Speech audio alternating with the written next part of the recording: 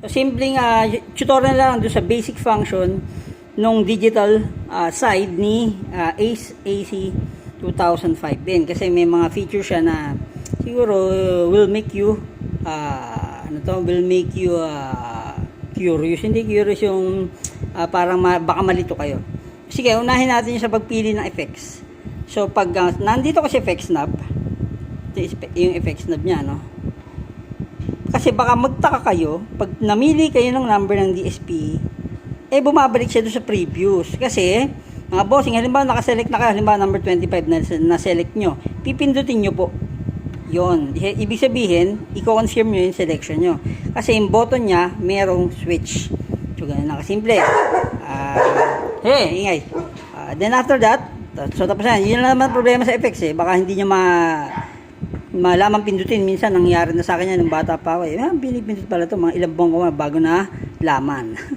So okay, yung EQ, sabi ko may tatlo, mali pala. Meron siyang 5 EQ choice. Merong hindi ko na sinama yung yung normal. Meron siyang pop, meron siyang rock, merong classic, merong jazz, at merong country.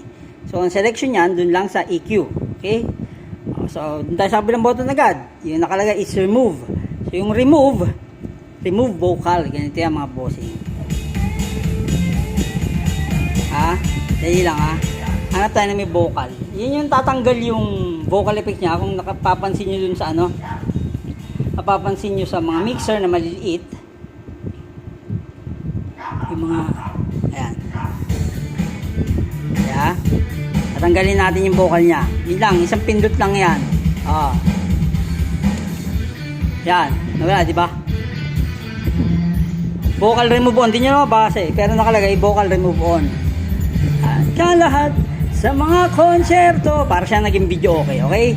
So pag binalik mo, okay. So yan na siya. So and then after that, sunod na button ay yung suppressor na sinasabi. Pero upon research at upon sa napansin ko sa kanya, para siyang compressor limiter. So meron siyang 6 stages ng suppressor nakalagay. Pero ang base sa akin, parang compressor limiter siya.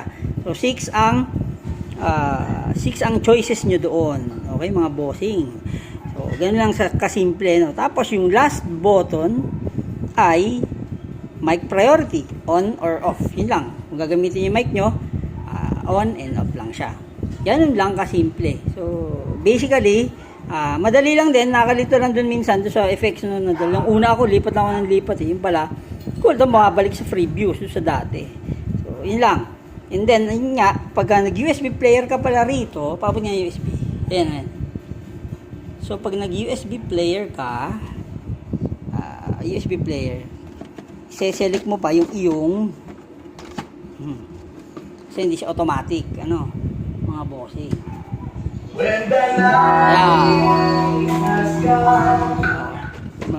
Diba? Hindi nyo na pala kailangan mag-select kasi pag nilagay nyo yung USB nyo, automatic na siyang mag-play sa kanyang USB player. Ganun lang. Pero may option niya na hindi. Pero okay lang. Okay. So, galing niya sa USB na.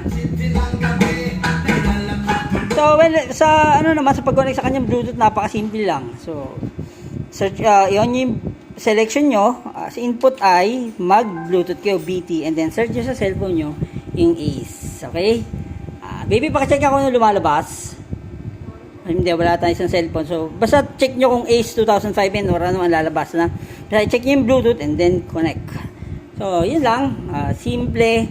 At sabi ko nga, yan lang yung digital side ni AC 2005N. Simple lang. Again, yung suppressor, ngayon ko lang paliwanag niya, para siyang compressor limiter, mga bossing. O ano bang gagawin natin? Let's rock and roll na.